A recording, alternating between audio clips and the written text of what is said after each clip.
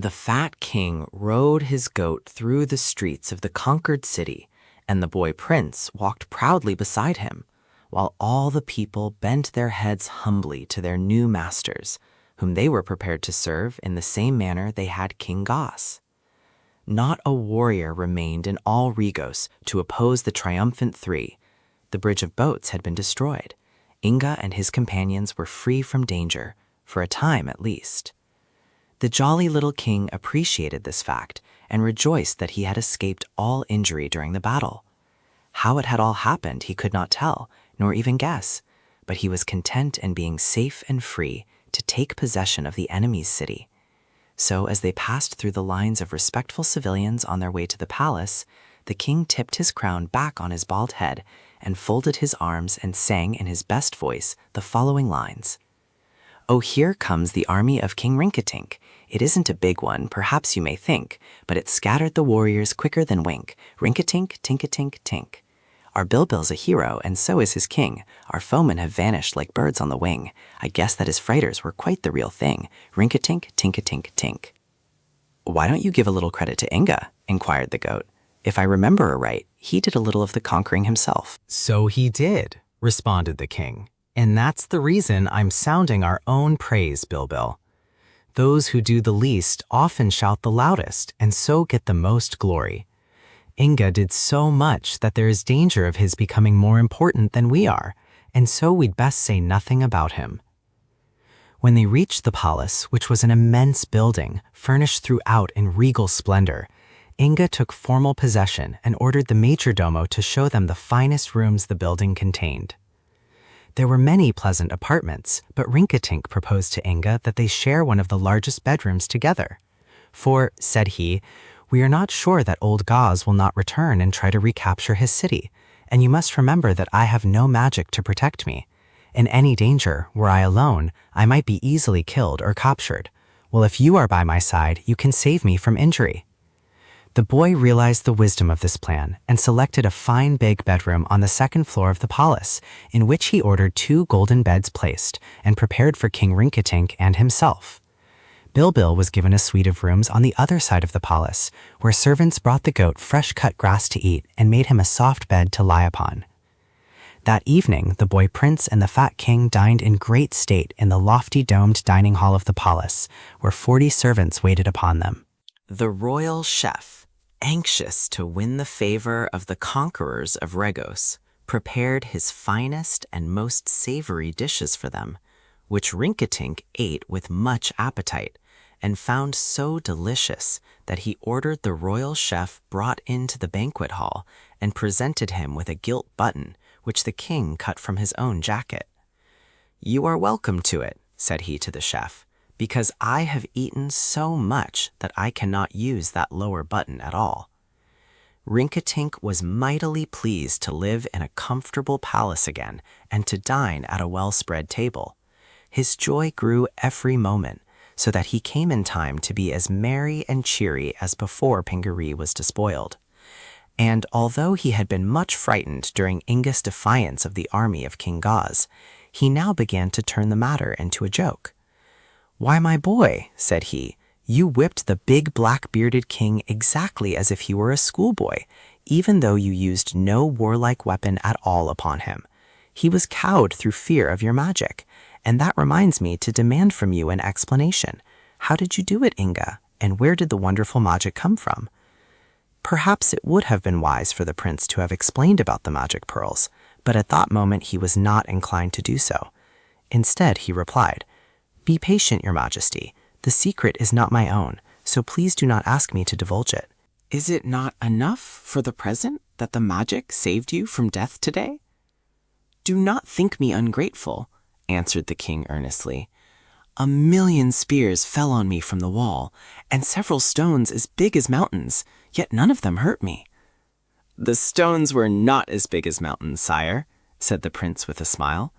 "They were indeed no larger than your head." "Are you sure about that?" asked Rinkitink. "Quite sure, your majesty." "How deceptive those things are," sighed the king. "This argument reminds me of the story of Tom Tick, which my father used to tell." "I have never heard that story," Inga answered. Well, as he told it, it ran like this. When Tom walked out the sky to spy, a naughty gnat flew in his eye. But Tom knew not it was a gnat. He thought at first it was a cat. And then it felt so very big, he thought it surely was a pig. Till standing still to hear it grunt, he cried, "Why, it's an elephant." But when the gnat flew out again, and Tom was free from all his pain, he said, "There flew into my eye a leetle teensy tiny fly." "Indeed," said Inga, laughing, "the gnat was much like your stones that seemed as big as mountains." After their dinner, they inspected the palace, which was filled with valuable goods, stolen by King Goss from many nations. But the day's events had tired them, and they retired early to their big sleeping apartment. "In the morning," said the boy to Rinkitink as he was undressing for bed, "I shall begin the search for my father and mother and the people of Pingaree. And when they are found and rescued, we will all go home again and be as happy as we were before." They carefully bolted the door of their room that no one might enter, and then got into their beds, where Rinkitink fell asleep in an instant. The boy lay awake for a while thinking over the day's adventures, but presently he fell sound asleep also, and so weary was he that nothing disturbed his slumber until he awakened next morning with a ray of sunshine in his eyes, which had crept into the room through the open window by King Rinkitink's bed.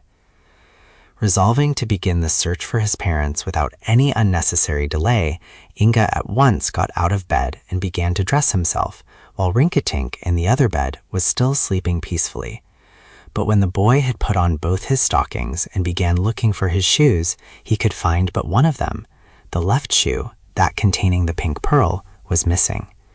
Filled with anxiety at this discovery, Inga searched through the entire room, looking underneath the beds and divans and chairs and behind the draperies and in the corners and every other possible place a shoe might be. He tried the door and found it still bolted. So, with growing uneasiness, the boy was forced to admit that the precious shoe was not in the room. With a throbbing heart, he aroused his companion. "King Rinkitink," said he, "do you know what has become of my left shoe?" "Your shoe?" exclaimed the king, giving a wide yawn and rubbing his eyes to get the sleep out of them. "Have you lost a shoe?" "Yes," said Inga. "I have searched everywhere in the room and cannot find it." "But why bother me about such a small thing?" inquired Rinkitink. "A shoe is only a shoe, and you can easily get another one. But stay. Perhaps it was your shoe which I threw at the cat last night." "The cat?" cried Inga. "What do you mean?" "Why, in the night," explained Rinkitink, sitting up and beginning to dress himself, "I was wakened by the mewing of a cat that sat upon a wall of the palace, just outside my window. As the noise disturbed me, I reached out in the dark and caught up something and threw it at the cat to frighten the creature away. I did not know what it was that I threw, and I was too sleepy to care. But probably it was your shoe, since it is now missing." "Then," said the boy, in a despairing tone of voice, "your carelessness has ruined me as well as yourself, King Rinkitink, for in that shoe was concealed the magic power which protected us from danger." The king's face became very serious when he heard this, and he uttered a low whistle of surprise and regret. "Why on earth did you not warn me of this?" he demanded. "And why did you keep such a precious power in an old shoe? And why didn't you put the shoe under a pillow? You were very wrong, my lad, in not confiding to me, your faithful friend, the secret, for in that case the shoe would not now be lost." To all this Inga had no answer. He sat on the side of his bed with hanging head, utterly disconsolate, and seeing this, Rinkitink had pity for his sorrow. "Come," cried the king, "let us go out at once and look for the shoe which I threw at the cat. It must even now be lying in the yard of the palace." This suggestion roused the boy to action. He at once threw open the door, and in his stocking feet rushed down the staircase, closely followed by Rinkitink. But although they looked on both sides of the palace wall, and in every possible crack and corner where a shoe might lodge, they failed to find it. After a half-hour's careful search, the boy said sorrowfully, "Someone must have passed by as we slept and taken the precious shoe, not knowing its value. To us, King Rinkitink, this will be a dreadful misfortune, for we are surrounded by dangers from which we have now no protection. Luckily, I have the other shoe left, within which is the magic power that gives me strength, so all is not lost." Then he told Rinkitink in a few words the secret of the wonderful pearls, and how he had recovered them from the ruins and hidden them in his shoes, and how they had enabled him to drive King Gauze and his men from Regos and to capture the city. The king was much astonished, and when the story was concluded, he said to Inga, "What did you do with the other shoe?" "Why, I left it in our bedroom," replied the boy. "Then I advise you to get it at once," continued Rinkitink, "for we can ill afford to lose the second shoe, as well as the one I threw out the cat." "You are right," cried Inga, and they hastened back to their bedchamber. On entering the room, they found an old woman sweeping and raising a great deal of dust. "Where is my shoe?" asked the prince anxiously. The old woman stopped sweeping and looked at him in a stupid way, for she was not very intelligent. "Do you mean the one odd shoe that was lying on the floor when I came in?" she finally asked. "Yes, yes," answered the boy. "Where is it? Tell me where it is." "Why, I threw it on the dust heap outside the back gate," said she, "for it being but a single shoe with no mate, it can be of no use to anyone."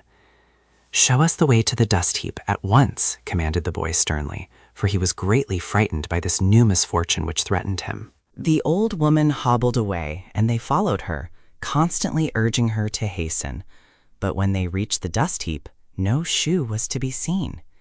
"This is terrible," wailed the young prince, ready to weep at his loss.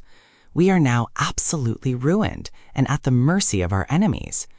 Nor shall I be able to liberate my dear father and mother."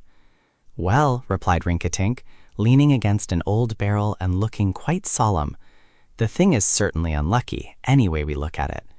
I suppose someone has passed along here, and seeing the shoe upon the dust heap, has carried it away. But no one could know the magic power the shoe contains, and so will not use it against us. I believe, Inga, we must now depend upon our wits to get us out of the scrape we are in."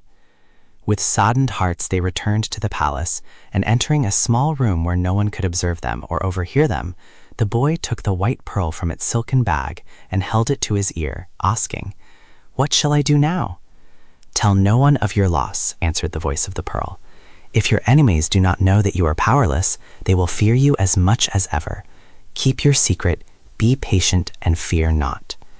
Inga heeded this advice and also warned Rinkitink to say nothing to anyone of the loss of the shoes and the powers they contained. He sent for the shoemaker of King Gauze, who soon brought him a new pair of red leather shoes that fitted him quite well. When these had been put upon his feet, the prince, accompanied by the king, started to walk through the city. Wherever they went, the people bowed low to the conqueror, although a few, remembering Inga's terrible strength, ran away in fear and trembling.